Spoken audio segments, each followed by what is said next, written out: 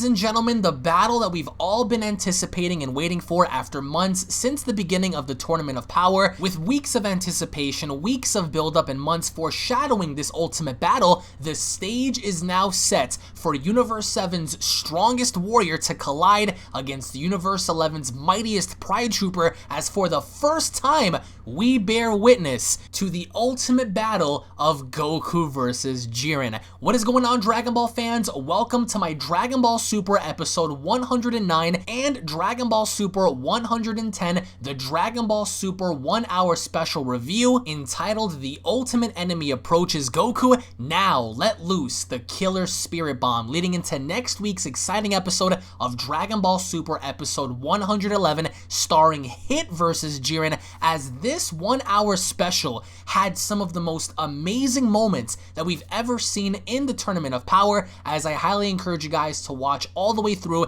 as this is going to be, if anything, one of the most lengthiest reviews that I've posted for Dragon Ball Super, in which we are going to go fully in depth once the Dragon Ball Super subs are out on Crunchyroll.com in my breakdown review, so make sure you guys tune back in for that. And of course, if you guys are new to this channel and are Dragon Ball fans, I highly encourage you guys to go ahead and punch that subscribe button and enable notifications. That way you guys can be notified whenever a Dragon Ball video is posted onto this channel. Hashtag notification squad.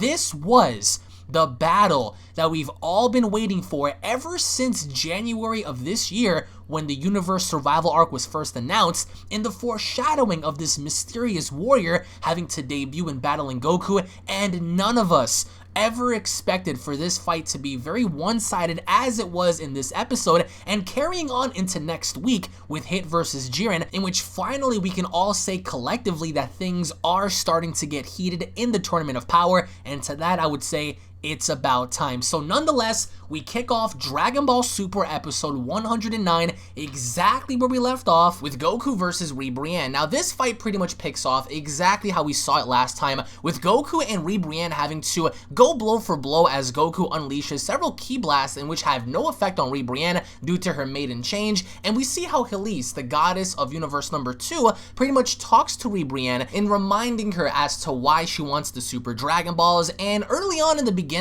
Ribrianne was really getting under my skin, because all she ever kept doing was preaching love and how she's the most beloved and how she's the most beautiful being throughout the entire universe and whatnot. It was pretty much trash to me, and we see how Ribrianne asks what Goku wants the Super Dragon Balls for, and Goku not being sure, but probably just wanted to fight someone stronger than he ever fought before. So that's Goku's assumption as to why he wants it. So Ribrianne and Goku pretty much intensifies as Ribrianne gets on top of like this little cliff, and she's spewing out hearts. She's pretty much charging up her energy, and Goku's staring a hole at her. He's not really breaking his defenses, but even then we see Ribrianne absorbing the power of love and pretty much gathering the energy from her teammates and actually being able to spawn wings, in which case we see base Goku. He doesn't transform yet, but Ribrianne is in pursuit of Goku by shooting out the arrows of love, trying to get Goku, and to Goku's credit, he's ducking and dodging everything, and the animation, I would have to say in my opinion, was beautiful. And the reason for that was because after Ribrianne shoots out this massive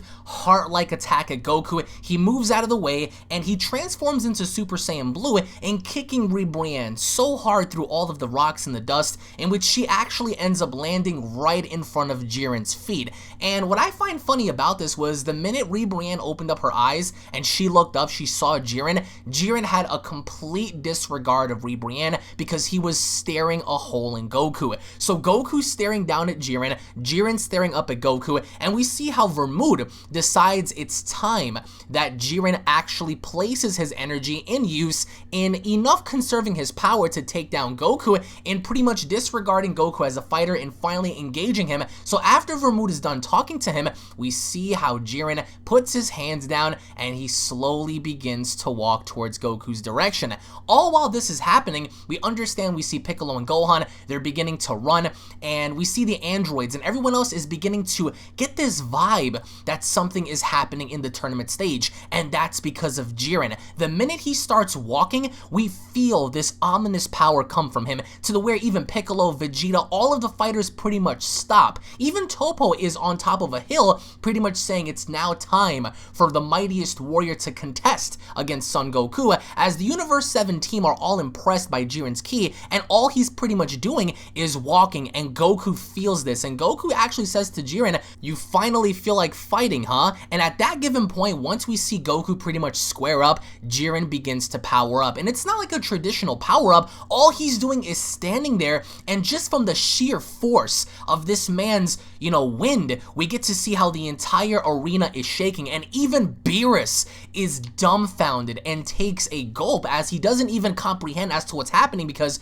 Jiren's power is even so impressive to where Beerus is complimenting him. So the two Zenos, they're also very, very happy about this, because here's Jiren. He's standing there, he's powering up to the point where even Goku's getting pushed back on his feet a little bit because of the amount of pressure that Jiren is emitting. Now keep in mind, in the beginning, Jiren does not go all out. And what I loved about this is finally, after months of buildup, we finally get to see this character in action, and Goku's fingers, his body, is slowly twitching because he's trying to analyze this character. And the fact that even as Goku is sweating, we see a piece of his sweat come down to his chin, it drops on down to the floor, and he instantly fires off a Kamehameha. And the Kamehameha, as Goku fired off, literally trucked Jiren, because as the Kamehameha hit him, the Kamehameha bounced off. Jiren didn't block, he didn't do anything. He legit took the Kamehameha in base form, mind you, and just acted as if nothing ever happened to begin with. And while all this is happening,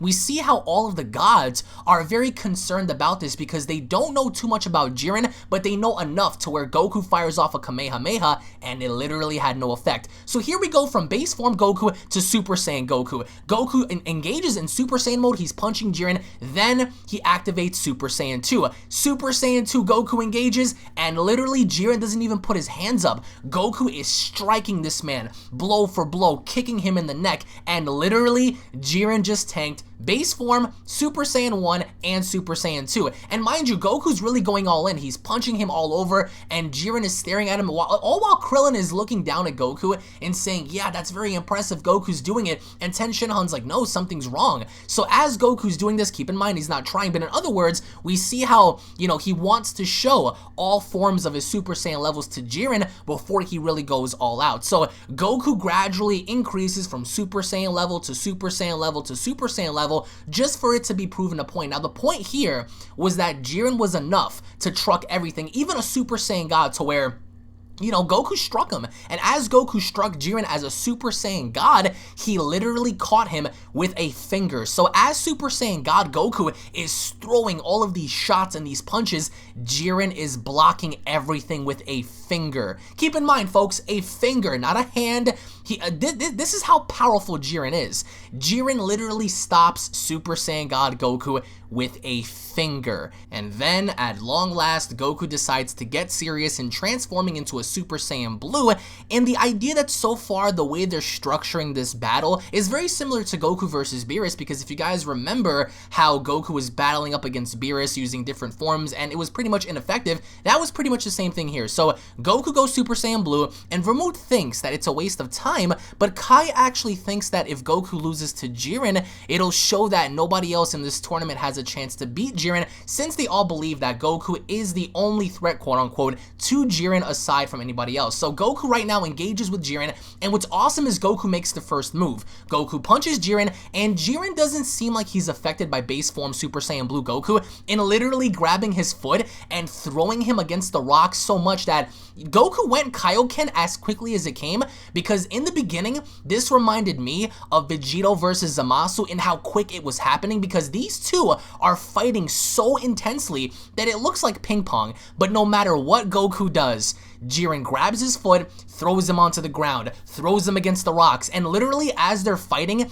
everyone in this tournament stops. And the reason why they stop is because this is such an intense battle that everything is shaking, and Goku, to a degree, he gets hit against the rock so hard that he begins to cough, and Jiren puts his foot on Goku's back, and he's slowly just wrenching his foot in, and he grabs Goku by the hair, realizing that this fight only lasted about, I would have to say, 20 seconds, and 20 seconds into this fight, Jiren, grabs Goku by the hair, he picks him up, he punches him in the gut, Goku's spitting everywhere, and then he blows Goku Goku back. He blows Goku back so far that right before he blows him back, he says, Kyoto, it's over. So he tells Goku it's over, but then even after he grabbed him and pretty much blasted him, we see how Goku survives. He uses Kaioken, he jumps back in the ring, and Goku gets up and saying, it's not over until I say it's over, and Jiren pretty much stops him just by glaring at Goku. That's the amount of pressure and power this character has. Now, no joke, ladies and gentlemen,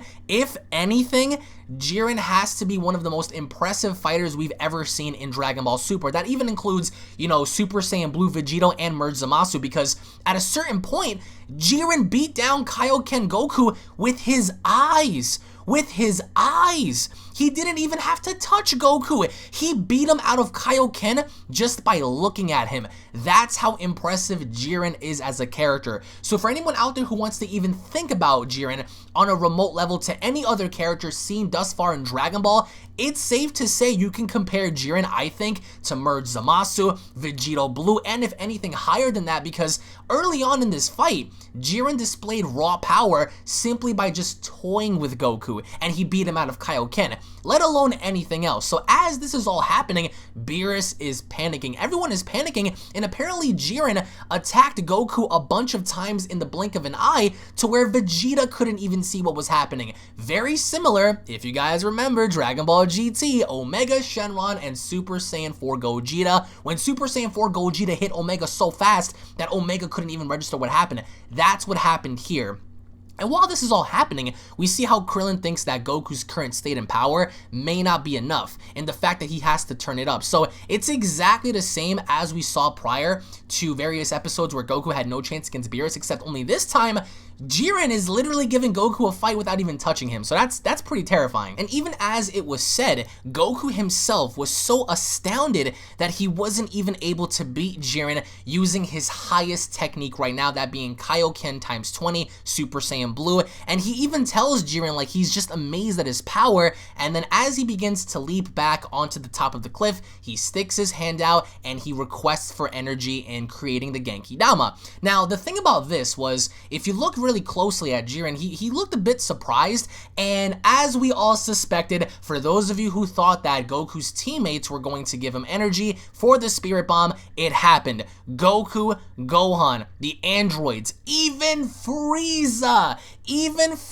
gave Goku energy, in which I was completely shocked about because I did not expect for Frieza to give Goku energy, and as quickly as it happened, Goku begins to morph and creating the bomb, and it's getting bigger and bigger and bigger. And the only thing I saw at first was the fact that Goku did not collect any energy from Vegeta. He was pretty much the hell with that. So Jiren looks at Goku and he tells him that's not going to be enough. And Tenshinhan asks Goku as to why he reverted to base, and Krillin pretty much tells him that he can gather energy quicker rather than being a Super Saiyan. So in case you guys are wondering as to why he's not in his Super Saiyan form or Super Saiyan Blue form, the reason why he's doing it in base form is because he's gathering energy quicker. So we even see at a given point how Brienne was going to attack Goku while he was on the cliff, and Vegeta blew her back. I hate Brienne. Hashtag F Brienne. I cannot stand her. So we see everyone else, even the contestants that are sitting on the ringside, Roshi, Tenshinhan, and Krillin, give energy to Goku. So this was something that I did not expect to happen, because as all the other gods are looking at this, they're all relatively surprised, even Jin, and Goku's bomb getting bigger, and Goku says to Jiren, you'll regret, you know, having to make a mockery out of me. And let me tell you guys something, I did not like how quickly the Spirit Bomb actually formed, because the Spirit Bomb came quicker than we all even possibly imagined. So it was created literally, I would have to say, in less than 60 seconds. So Goku finally has the bomb, Jiren is staring at the bomb, and Goku says it's over. So he throws the bomb in Jiren's direction, and Jiren at first was like, okay, now this is going to be a challenge. So as the bomb is heading right for Jiren, he takes the bomb head on, and this is why I love it, because all the other gods, every character, Frieza, Vegeta, the androids, Beerus, Vermao, Gohan, Piccolo, Gene, Arak, everyone is standing and anticipating as to what's happening. All of a sudden, as Goku is holding down the bomb, as he's pushing it, the bomb begins to get pushed back with Jiren's left hand. He is only using one hand, and he's just standing there casually and pushing the bomb back. The reason why this is important is because nobody has ever survived a spirit bomb, arguably aside from probably Frieza in the Namek saga, but I'm talking about a head-on collision to where not only did he push the bomb up with his left hand, but then he stuck out his right hand, and now he's the one throwing the bomb back at Goku. And Goku at this point cannot push the bomb back, and he's forced to use Kaioken times 20, and he's pushing, and Jiren, what I loved about Jiren is there's no sign of struggle. He wasn't even like, there was no emotion. All he did was just casually put his hands up, and he's delivering the bomb back at Goku. And Goku at that point, as he's pushing the bomb, he goes max power, and finally, similar to Buu, he creates enough force to throw the bomb fully back at Jiren. But unlike the situation with Kid Buu, when Goku threw the bomb back this time, Jiren threw it back. This is the first time, ladies and gentlemen, this has ever happened before. Keep that in mind. And it was so intense that the Daishinkan had to come down and guard the Omni Kings from this explosion, because even Frieza, as he's sitting up top and he's watching this, he's actually very, very intrigued by Jiren's strength. And Vegeta's out there screaming and telling Goku, push it back, and Goku can't push it back. This is, mind you, the second time that Goku is trying to push back the bomb. So finally, he's pushing the bomb back again, and keep in mind, Jiren is actually kind of trying here, I would say, because, I mean, they're both yelling, they're both creating amount of force, this pressure in keeping the bomb in the middle, and the bomb, I would have to say, was smack dab right in the middle as this was happening, and there was no definitive clear winner as to what was going to happen during that moment until Jiren began to use more of his power, and more of his power, and more of his power, to the point where you clearly get to see Goku's outline, his shadow, was engulfed by the bomb. He got engulfed by his own spirit bomb, and the Omni Kings were like, whoa, as Jiren pushes back the Genki Dama into Goku, and the Omni Kings weren't even able to understand what was happening because they were shocked by this. And as the Genki Dama approaches Goku, we see how everyone else is beginning to worry because they don't know the end result of this. Roshi's worried, and I loved how little by little we got to see more of Jiren's power instead of him just having to stand there and push it back casually, because in the beginning he pushed it back casually, and then as Goku forced more pressure onto the bomb, that's when Jiren put more pressure. So kudos to that. Thank God they didn't make him like some unbeatable supreme mortal that nobody's ever seen or heard about. So they at least gave Jiren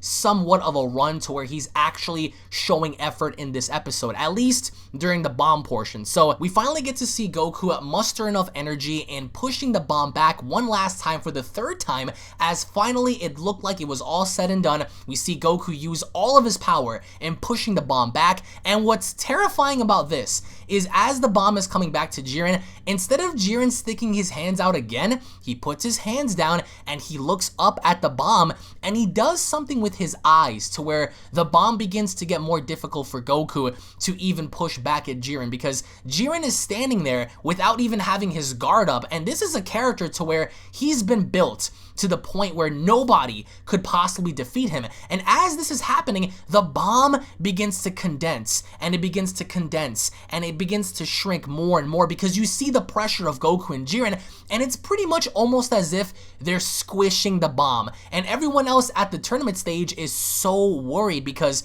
the ground is beginning to break. So like the entire ring isn't stable anymore. Hit is watching, Khalifa's watching, everyone is watching this. Literally every single fighter in this tournament stopped. Nobody's fighting. And what I loved about this was Frieza, because Frieza was just looking up, and he was kind of like, I guess, happy that Goku was suffering, and Goku was suffering because throughout, I would say, the mid portion of this episode, it was just a back and forth struggle. It was a struggle for Goku, but it was not a struggle for Jiren. And at that given point, we see how, Goku's still pushing, and Whis thinks that Goku has finally hit his limits, while Jiren is only getting warmed up. And that's when Whis says that the rumors of a mortal stronger than the God of Destruction were true, and Vermouth confirms this. So this mortal, who is stronger than the God of Destruction, is Jiren. As I told you guys this before,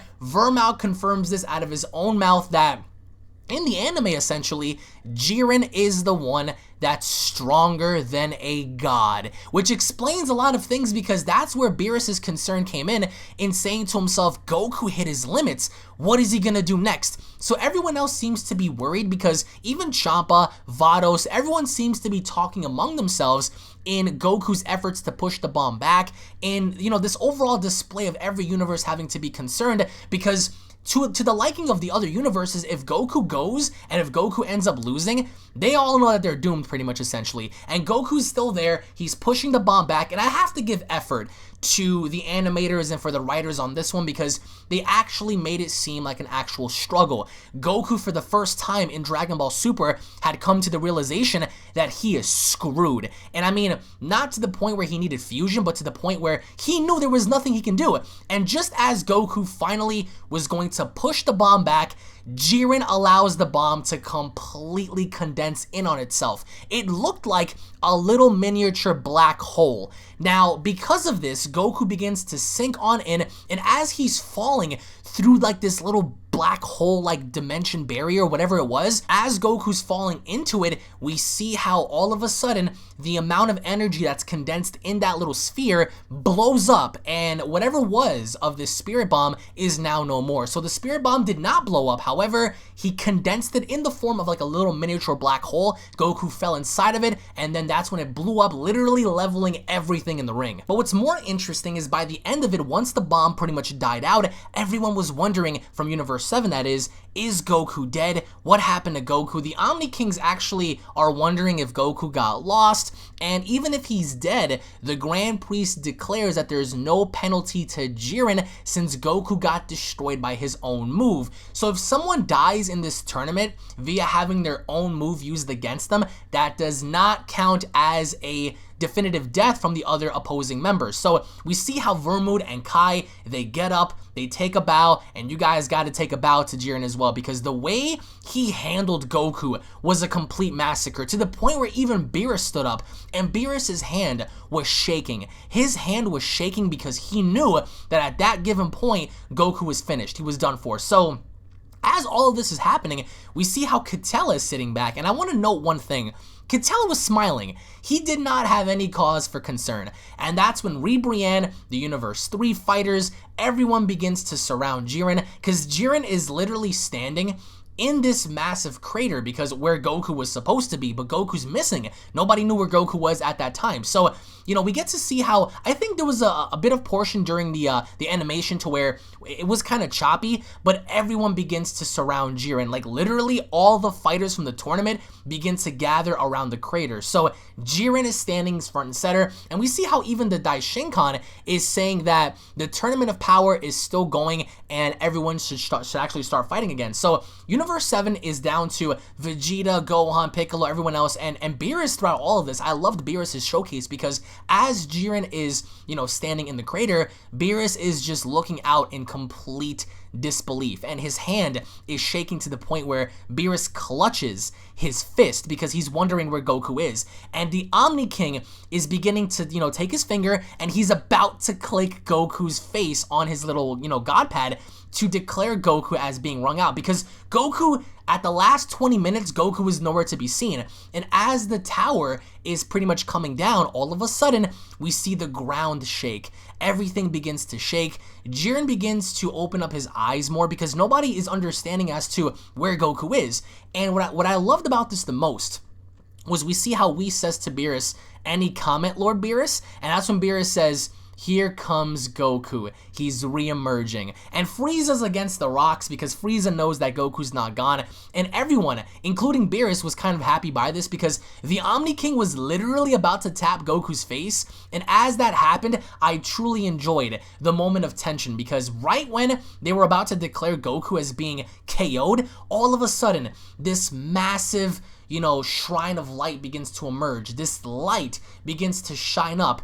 And here comes this person, this body, this figure, and it's Goku, and he begins to stand up. He's standing up from this light. He's standing up from this explosion. And granted, his shirt's not off, but we see Goku slowly, because his body must be so damaged, he begins to get up, he's erect straight, he's standing up straight, his pupils are missing, but we see how at that given point, Jiren begins to walk towards the light. And as this is happening, the light disappears, we see Goku in the middle, and Goku turns around. And as he turns around, ladies and gentlemen, introducing Goku's new power. Now, as Goku is pretty much in the crater, Toppo and Dispo come down, and Toppo is very surprised that Goku is even alive, as are the Omni Kings. They actually refer to him as being all sparkly and shiny and stuff, and Whis has never seen Goku like this before, but Roshi comments that his ki is very fearsome and quiet. So Goku, you know, he opens up his eyes, he looks at Jiren, he pretty much takes like almost one step, and as he does this, he rushes in at Jiren. Goku is so fast that nobody in the tournament was even able to see him. Not Toppo, not Dispo, but the only person that was able to dodge Goku was Jiren. So as Jiren pretty much attacks Goku, Goku moves out the way. Goku is now, I would have to say, fast enough to dodge Jiren's attack. So within a blink of an eye, Goku is keeping up now with Jiren, because Jiren is on the offensive, and as he's trying to hit Goku, Goku's not smiling, he's very serious. And I have to give props to, you know, the overall, you know, work of this, of the animation, because Goku was not showing any signs of toying around or even letting his guard down, because there was a certain moment where Goku was so fast, he hit Jiren, and Jiren wasn't even able to understand what happened, because he turns around and he brushes it off. So Jiren attacked Goku but easily dodges, and Gohan says that his movements are completely different than before. He's not just faster, but there's something about his precision. There's something about Goku as a collective being now, to where he's moving at a pace where nobody in the tournament can actually understand as to what he's doing. So Whis comments that he's never seen this before. Toppo comes in with Dispo, and as they strike Goku, we see how Goku blocks them, and it is the technique of mastering the art of self-movement, because even Beerus has his eyes open about this. He's very, very, like, you know, curious and cautious as to what he's looking at, and Whis has his finger on his chin, and he's looking at Goku, and he's like, interesting. So Toppo and Dispo, they're on the offensive, and Toppo is using the Justice Flash at Goku, and Goku is moving so nonchalantly. He has finally mastered the ability to not even think, because he's staring at Jiren the entire time, and as he's staring at Jiren, he's dodging Toppo's attacks, his Justice Flash. So I guess my friend Emish was right. Toppo ain't really nothing to look after anymore, because as this is happening, Goku's vision, his eyesight is directly at Jiren. So as this is happening, we see how Goku collectively moves in for the kill, and he's finally beginning to see Jiren's attacks. So now they begin to fight. We see Limit Breaker Goku fight against Jiren, and their fighting pace is so fast, even Jiren is now starting to get pushed back. So these two, presumably Jiren as well, are fighting to the pace where nobody in this tournament can even dictate or see. Android 18 is wondering as to what's happening. Android 17 doesn't even understand what's happening, and these two are literally going neck and neck at each other. And we saw a bit of the preview from the opening with Dragon Ball Super with base form Goku, except this time it wasn't base form Goku, it was actually Limit Breaker Goku. So as this is all happening, Limit Breaker Goku is literally training shots, and Vermouth is like pulling out his hair, because he's like, wait a minute, what's happening? How is he able to push back against Jiren? So Goku even manages to toss Dispo aside, and Toppo. He's tossing these characters aside, and this is all to the point where Goku is only paying attention to Jiren. So I love the, if I can flip my desk right now, out of pure excitement, I would. And even to the point where Daishinkan is like, you know, this is very interesting. And finally Whis gets up, and he thinks that maybe, just maybe, Goku had mastered that the one lesson that he's been taught by Whis, and that's moving and fighting without thinking. And as this is happening, Beerus is staring at Goku. He's looking at Goku, and Beerus is sweaty. He's kind of angry, but at the same time, he finally has come to the realization. He finally came to the realization that Beerus confirms that it's the mastery of self-movement and the secret of selfishness. And even the other gods are shocked by this, because none of the gods, according to Beerus, none of the gods have ever mastered this one technique before, except now for Goku. And as even Frieza overhears this, he cracks open his eye and he looks out in the distance and he's staring at Goku, because not even Frieza can believe as to what he's hearing right now. So by the end of it, all of the gods, literally every single one of them, are very dumbfounded, because Goku is the only mortal that was able to achieve something that not even the gods of destruction were able to master or learn. Now, what's notable about this is Whis begins to speak about the very moment that Goku had gone inside of the void, the black void that Jiren had created, in saying that perhaps maybe Goku had done something to not only absorb, but maintain the energy before dipping inside that unleashed something within Goku to unlock a hidden power. Now, what I also loved about this is Goku, his forehead is literally at Jiren's head. Like, these two are really muscling it out, and Goku's throwing shot after shot after shot, but there's also something about Goku's eyes. He begins to pretty much, collectively catch Jiren by surprise, because there was a certain moment where they were fighting in the sky, and Goku now was the one who was able to, hit Jiren. And as he hit Jiren in the stomach, Jiren pretty much was, a tad bit concerned by this, as Goku pretty much goes by the clock, he shoots back at Jiren, and as this is happening, everyone is scared, everyone's shocked, because right when Goku collides with this final punch, with this final devastating punch,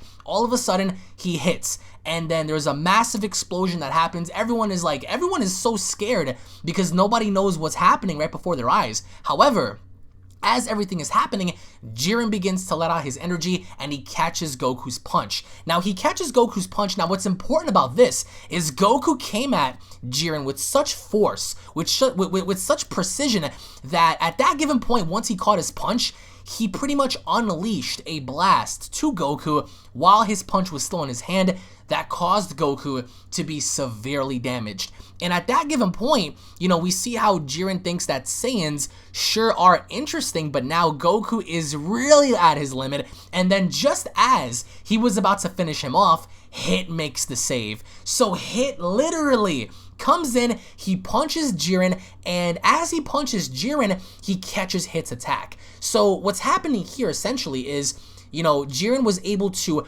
register Hit as to what was happening, because as Hit made the attempt to stop Jiren from further destroying Goku, he catches Hit's attack right there on the spot. So Goku comes back down. He's not in this limit breaker power anymore. He's just laying there. And Vegeta is telling him, you need to recuperate, you need to, regain your body. So Goku says that he used up, all of his power, though he doesn't even quite understand it himself as to what happened. Vegeta is telling him, don't worry, just recover. And he turns around and Goku's missing. So Goku has achieved something, ladies and gentlemen, that truly is defining in its own right, because Goku doesn't know what it is. Whis understands that it's the mastery of self-movement, while everyone else is dumbfounded as to what the heck is going on. So Goku, he's on the ground and he's very hurt, and then out of nowhere, he looks up. And he looks up and he sees Frieza. Frieza stands above Goku, and guess what he's doing, guys? He's aiming his death beam right in Goku's face. And that's when the episode pretty much cuts off, and we get to see this new outro. Now, the new outro essentially, I think, was really cool. It's Goku flying around on his flying Nimbus cloud. He's flying all throughout the rocks and whatnot. We get to see the leaves in the water. It was a pretty cool ending, I would have to say. I'm going to go more in depth on the ending very soon. But what's interesting about this is we get to see Kid Goku, all the cycles of Goku during this. And if you guys have not seen the opening, make sure to go ahead and check it out. But the episode ends off with Frieza just staring down at Goku and aiming his death beam, and that's the cliffhanger. It ends right there. And at the very end, as the opening, comes in, we see Goku, he's running around, he begins to run, he's on his flying Nimbus, and everything transitions from the Android saga to the Cell saga. Everything is going on through. Goku's running towards the tournament ring, and that's where it pretty much cuts off from there. But I would like to know what you guys have to say down in the comment section below. What are your overall thoughts on this 1 hour special? Did it meet the requirements in which you guys were anticipating? Was this episode the episode that you guys were craving in terms of having Goku battle against Jiren? What are your overall thoughts on the animation? What are your overall thoughts on the way Jiren completely just utterly trucked Goku several times during this battle, and not only being able to tank Goku and avoid his Kamehameha, but Goku also being able to kind of put up a fight against Jiren, even to the point where the Spirit Bomb, his trump card, was finally used in the world of Dragon Ball Super, only for it to backfire on Goku. Post your comments down below, guys. Also, I do want to say 3 things. Number 1, make sure you guys come back for the in-depth breakdown review, as we are going to go in-depth with this battle alongside sharing our predictions for Dragon Ball Super episode 111. And I do also want to say another thing, in case you guys don't already know, I do have exclusive UnrealEntGaming merchandise, in which t-shirts are only going to be made available for the next 11 days. So if you guys are fans of the channel, if you guys want to go on ahead and support the channel further, I highly encourage you guys to click the link down below and show some love for the channel. For anyone out there who decides to purchase a t-shirt, make sure to go on ahead and tag me on Twitter so I can go on ahead and retweet your post, guys. This episode, this special, these episodes, if anything, were utterly fantastic. I cannot wait to see what's going to come about for Dragon Ball Super episode 111, as this fight was definitely satisfying in the idea that they finally gave us what we've been looking for and asking for in this tournament-like setting, because Jiren had done nothing, Goku hadn't really done much, and this entire fight, this entire battle, I think, was definitely needed to rejuvenize the Tournament of Power. So thank you all so much for watching. If you guys are hyped, if you guys are still feeling the adrenaline, go on ahead and slap a like down below. Tune back in for more, and I'll be seeing you all down in the comment section below, guys. Have a wonderful night. Peace.